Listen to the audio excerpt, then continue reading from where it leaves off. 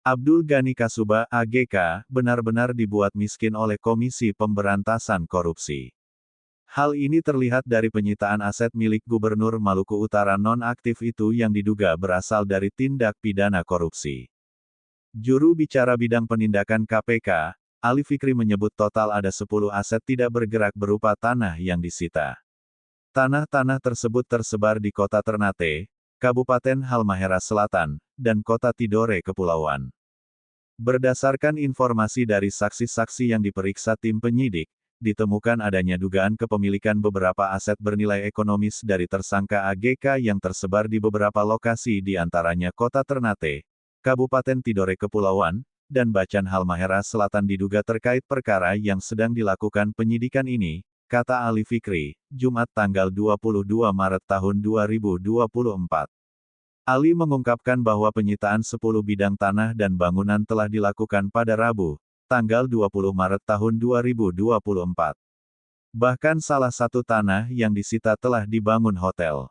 Diduga kuat hotel tersebut berlokasi di Sofifi, Kecamatan Oba Utara Kota Tikep. Di salah satu lokasi tanah, terdapat bangunan hotel yang akan disiapkan untuk segera beroperasi, kata Ali. KPK menyita aset-aset Abdul Ghani Kasuba bertujuan untuk optimalisasi aset recovery dari hasil kejahatan korupsi.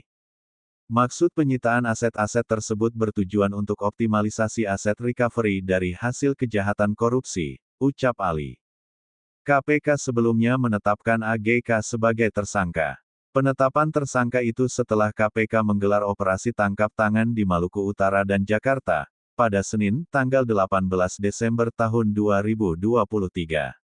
Selain Abdul Ghani Kasuba, KPK juga menetapkan 6 orang lainnya sebagai tersangka, yakni ex-Kadis Perumahan dan Pemukiman, Adnan Hasanuddin, ex-Kadis PUPR Malut, Daud Ismail, ex-Kepala BPPBJ, Ridwan Arsan, Ajudan Gubernur Malut, Ramadan Ibrahim, dua pihak swasta, Steffi Thomas dan Christian Wisan. KPK menduga terdapat penerimaan uang senilai 2,2 miliar rupiah terkait dengan pekerjaan proyek di lingkungan Pemprov Maluku Utara. Uang tersebut diantaranya digunakan untuk kepentingan pribadi Abdul Ghani guna pembayaran menginap hotel dan dokter gigi.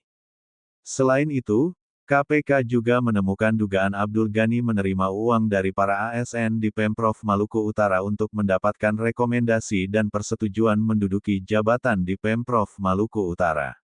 Dugaan tersebut saat ini masih dalam proses penyidikan. Sebagai pemberi, Steffi Thomas, Adnan Hasibuan, Daud Ismail, dan Christian Wisan disangkakan melanggar Pasal 5 Ayat 1 huruf A atau B atau Pasal 13 UU Nomor 31 Tahun 1999 sebagaimana telah diubah dengan UU Nomor 20 Tahun 2001 tentang Pemberantasan Tindak Pidana Korupsi Junto Pasal 55 Ayat 1 ke 1 KUHP. Sedangkan sebagai penerima, Abdul Ghani, Ramadan dan Ridwan disangkakan melanggar Pasal 12 huruf A atau Pasal 11 UU Nomor 31 Tahun 1999 sebagaimana telah diubah dengan UU Nomor 20 Tahun 2001 tentang Pemberantasan Tindak Pidana Korupsi Junto Pasal 55 Ayat 1 ke 1 KUHP. Dalam rentetan kasus ini, KPK terakhir kali telah melimpahkan berkas perkara dan surat dakwaan terdakwa Steffi Thomas CDKK ke Pengadilan Tipikor pada Pengadilan Negeri Ternate. Mereka didakwa memberi suap ke tersangka Abdul Ghani Kasuba. Jaksa KPK Gilang Gemilang, pada tanggal 1 Maret telah selesai melimpahkan berkas perkara dan surat dakwaan dengan terdakwa Steffi Thomas CDKK, kata juru bicara penindakan dan kepegawaian KPK Ali Fikri, Senin tanggal 4 Maret tahun 2024. Adapun terdakwa lain yang turut dilimpahkan perkaranya sebagai pihak pemberi suap kepada Abdul Ghani Kasuba, kata Ali Fikri, yakni Christian Wisan, Daud Ismail dan Adnan Hasanuddin. Penahanan beralih menjadi wewenang Pengadilan Tipikor dan dalam waktu dekat segera dilakukan pemindahan tempat penahanan sesuai dengan penetapan majelis hakim, katanya. Ali mengaku sudah mendapatkan informasi agenda dari Panitera Muda Tipikor untuk para terdakwa yang telah dilimpahkan berkas dan surat dakwaannya. Agenda persidangan untuk pembacaan surat dakwaan pada Rabu, tanggal 6 Maret tahun 2024, ujarnya.